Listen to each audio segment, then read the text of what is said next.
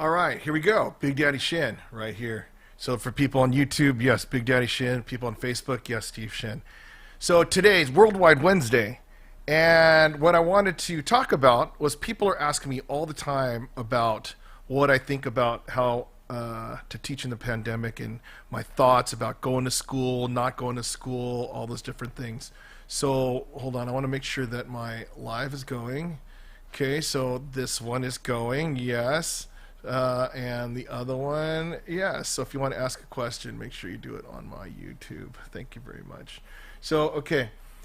Anyways, what I'm going to do is I'm not going to go and tell you all my politics, and I'm going to tell you like how I lean one way or the other, or like just talk about like crying about stuff, because I'm pretty much a man of action, right? I realize that no matter how I vote, whatever I do, things are just going to go on, right? And also, it's like if I just keep complaining about a problem instead of fixing it, then I'm not going to get anywhere that way. Okay? So what I'm going to do is I'm going to cut this short for people that if you wanted this to be a political video, no. So just end it right now. I mean, just put it in the background. You could hear me, right? And then for the people that wanted to know, like, what would I do if schools we had been forced to teach during the pandemic? The answer is yes. I would definitely go. Okay, there you go. All right, but aside from that, let me take this off right here. Okay, so you know who I am. Yeah, so first I want to cover about like the whole thing about like our situation with the pandemic, and then also as address it as a teacher, address it as a music teacher, and then things that that we're going to be dealing with in the future, right? So this is more of an informative video, and am I totally right on these things? No. So if you want to just go abuse me and say, oh yeah, you don't know this stuff, it's like, okay, look, my name's not Fauci, okay?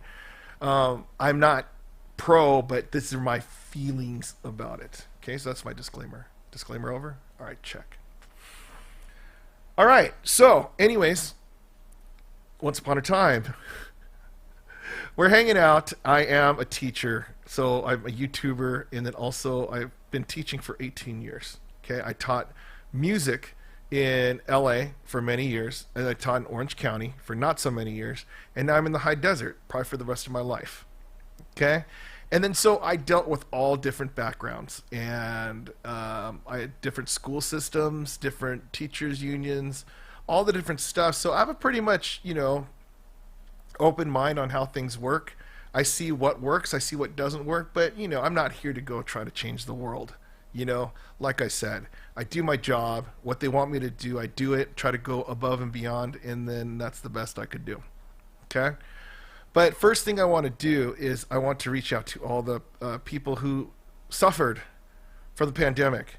Because it's not your fault, it's not our fault, it's not anybody's fault that this happened. It's just all of a sudden some virus comes, haunts the whole world, and then everything starts getting shut down, right? So I feel fortunate that I was able to teach summer school, online and helping kids credit recovery. And then so, I just had like 18 kids till this day. They're going to graduate in 2 weeks because it's like that's what I was able to contribute. And I'm really thankful that I'm in that position. And but there's some people that do not have jobs right now because it's like businesses were shut down, and as a result of those businesses shutting down, people who work for those businesses, they don't have a job. And then if you're not considered essential, it's like, who considers you essential? We're all essential, right? And yeah, we're forced to like stay at home, and then the mask, social distancing. I get it. I'm not here to talk about that the virus is a hoax or it's real. I mean, it's there. So what are we going to do, right? I had a friend that passed away from it too, but that's a different story for another day, right? But what it is, it's we're put in a situation where we're forced to do something, and we could either complain about it or just deal with it. Okay? Now, thing is, most of the people when that are in a position that are telling us what to do, they say like, oh, you got to do this, you can't work, you can't do it, right? Great. Those people are like really rich people, or they have jobs. But the people that don't have jobs, they're the ones that have to just sit there and go like, okay, how am I going to pay my rent? How am I going to pay for food? How about my kids and all that stuff, right? It totally sucks. It really does. And it's like to be shut down and forced to do it, you just have the helpless feeling. So for those of you that remember, last summer I was jobless. My last paycheck was in May, and then I didn't have a job, and I finally got hooked up in January, and I didn't get paid until September. So, I had to live in the whole summer on one paycheck. It is pretty nuts considering, how financially irresponsible I was back then. I mean, now I'm pretty good, right? But it's a helpless feeling. But then, my whole thing was, okay, I could go look for another job. I could interview and I could take whatever. But now you don't even have those choices. So, so it's like unless work at Costco, in and out, all of a sudden you get like those jobs that people deem essential, then you're fine, okay. But with schools, okay, we're going on to the school stuff where we have the whole place shut down, and then people are doing crazy things. They're not using masks, or they are using masks. So I live on the border of LA and Orange County. Okay, so LA, there's mask everywhere. They're fining, they're all that kind of stuff, and they're really diehard mask people. But you go to Orange County, they're not that much diehard mask people, and so as a result, LA, they want to shut down the schools because of masks and stuff. They're scared of it. Orange County, they want to open up the schools, no mask, no social distancing, all that stuff. And then so the things about it, I could see how both ways work. Okay, some people don't understand why they want to do certain things. So let's go for the easier one. Let's go for the whole LA one, right? It's like if you have a virus, right? You get feared about it. You're like, oh my gosh, people could die. Like I said, one of my friends passed away from it, right? And then, say, oh, people, houses, hospitals, whatever. Unless you really read the news or you actually go there, you don't know what's true or not. But the fact is, people are scared for their lives, which is true. Because the thing is, if you're dead, you don't have to worry about any virus, right? You could go maskless all you want. But since there's so many people in LA, like, just like per square foot, I don't know. There's like a lot of people over there. It's easy for bacteria to transfer. So when you go to a school, well, not even just a school, okay? They say like people that are over the age 65, they're the ones that if you get it, then it's like, it's almost game over. But, if you're young, then yeah, you're fine. Like under 18, you're supposed to be okay. Like there's not one, supposedly, they said that there's not one person that died who was under 18 that didn't have any other underlying health concerns. Okay? Whatever the case, it's a pretty small number. So, it's not about the kids' safety in LA. It's about the teacher safety in LA. Because there's a lot of teachers that have been teaching for a very, very long time, right? And then they're the ones that if a kid gets sick, they could get sick, and then all of a sudden it's game over right there. Okay? And then so a lot of teachers, you worked hard to, finish your school, and you taught all these years, teaching kids, changing lives, right? All of a sudden for one kid to have the virus, and he or she would get you sick, and then trouble. Or some other teacher has it, they get it from a kid, get it to you. That's another way too. Or some kid got it from their home, and then they're playing on the playground, they fall down and get hurt, and then so you as the teacher are trying to help them out with a cut or something. It gets all kind of weird, or people are just nervous about it, and they're just fear of getting sick and dying. Okay, so I get it. When you want to close down the school, you want to do it for the whole safety for everybody. Okay, now for the Orange County ones, for keeping it open, right? Some of them feel like, okay, you can't live your life in fear, okay? Because the thing is, I know some people that didn't even have contact with anybody outside their place since March, okay? That's like March, April, May, June, July. That's 5 months. 5 months of being by yourself and watching people's YouTube videos or streaming or talking on your Zoom calls, all those different things, right? For somebody like me, that would be horrible because most of you know that I'm a total socialite, but just seeing people. That's why I go out and I walk an hour a day, and then I see people, right? So it feels like, oh man, I'm human. But if I'm boxed up in this, what? Oh yeah, look at my Disney posters. Wow, see the same thing every day for 5 months. Oh my gosh. And oh, my light just died. But anyways, they want it so people are going to go out and interact. And then those people that want it open don't think that the harm is actually essentially there because they're going on other stats, depends on whose stats you believe, that it's not as contagious as what it is, and people are not as dying as much as they are. And they figure, you know what, we got to just keep going. Because the reason why you would want the schools to be open is because of economy, right? So if you have the schools open, then the parents don't have to homeschool their kids. They could go out, they could do their jobs, right? And then the students, they will be able to learn a lot better because the distance learning, even though I'm a big distance learning type of dude, there still need to be things that are fixed on it. Because when we had to do it, like we're forced to do it in March, nobody knew what to do. It didn't matter how many doctorates or master's degrees or whatever, nobody knew what to do.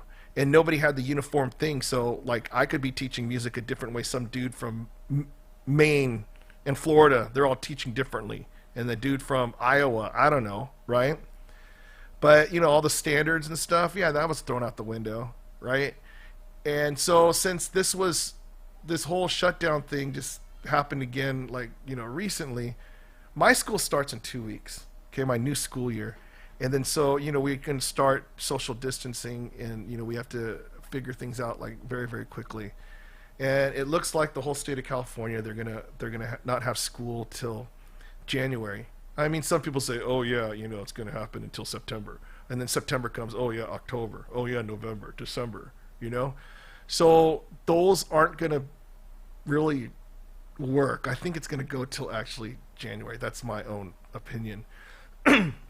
But in the meantime, you have kids that that live for football or volleyball, cross country. Even the first part of basketball. The sports kids, yeah, it's done. What could they do, right? And the people that are looking forward to spending their senior years, and I mean, you already had the seniors last year. They got screwed out of graduation and all that kind of stuff, right? But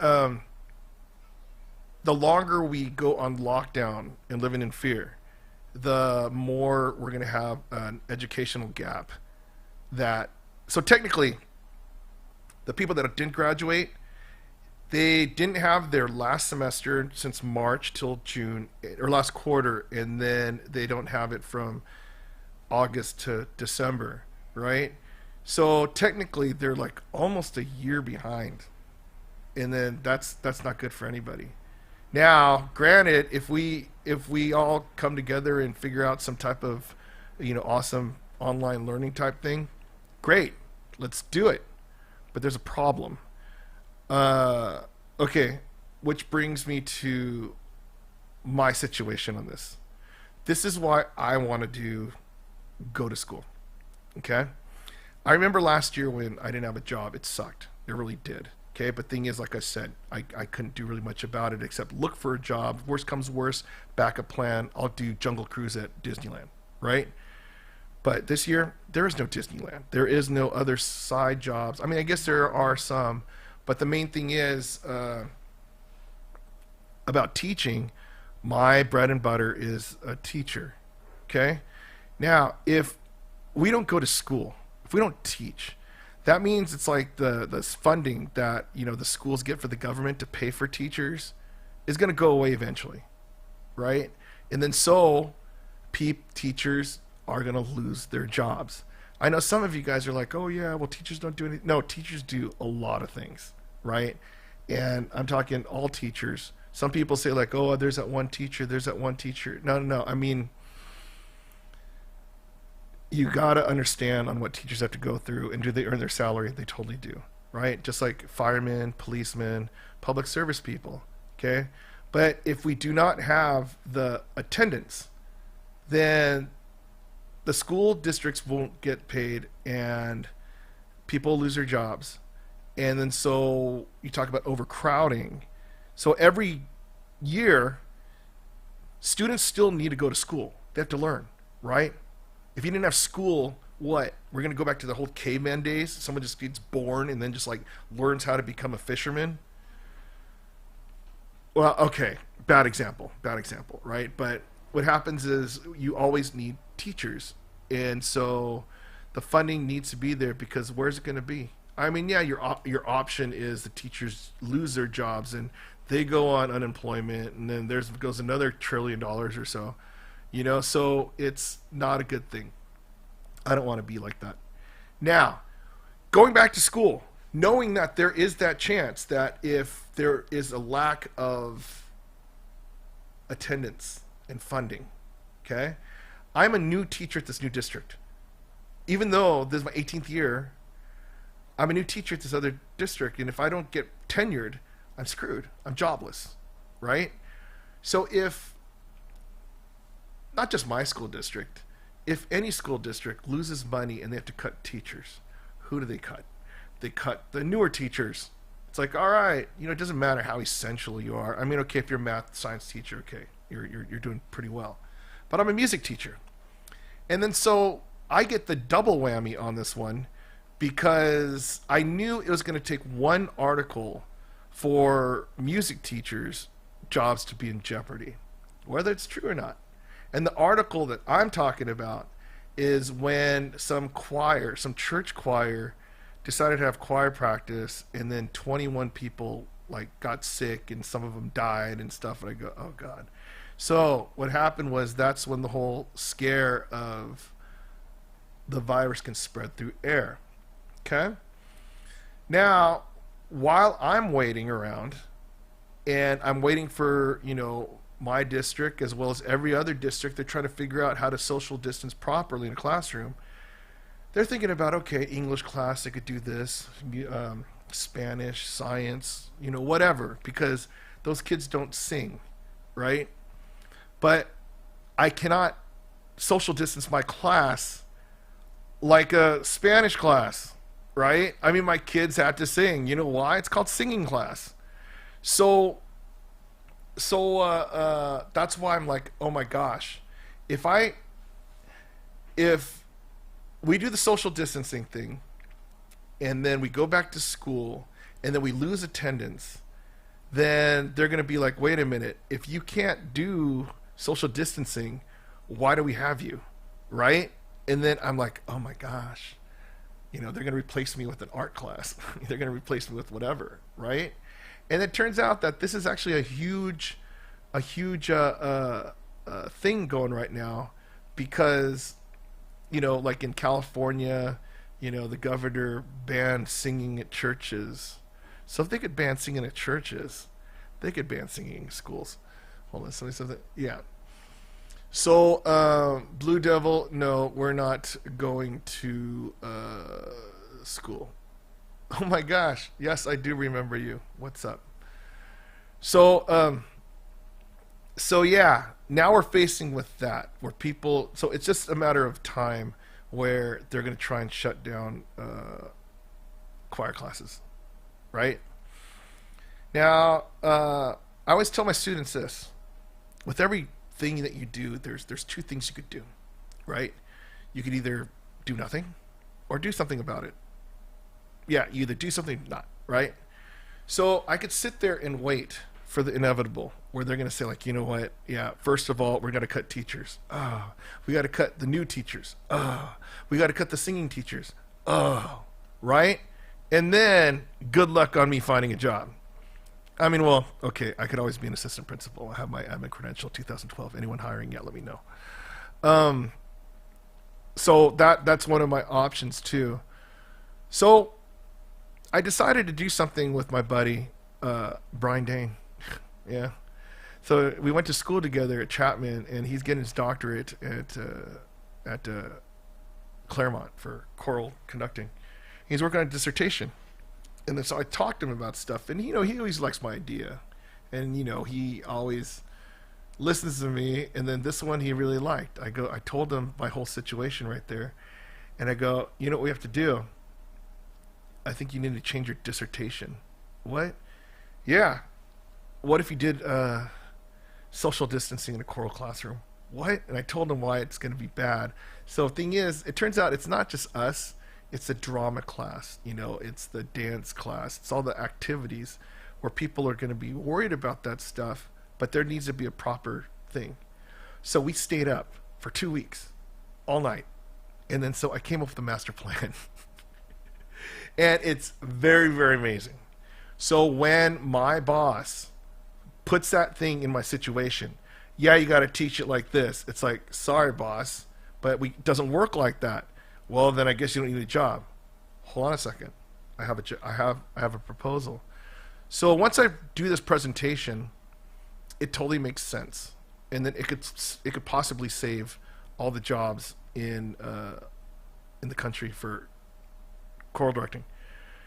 The thing is, I realize that at this time of teaching, somebody has to come up with the idea, right? Like we go to teaching school and there's like these famous dudes. I don't even know their names. It's been so long.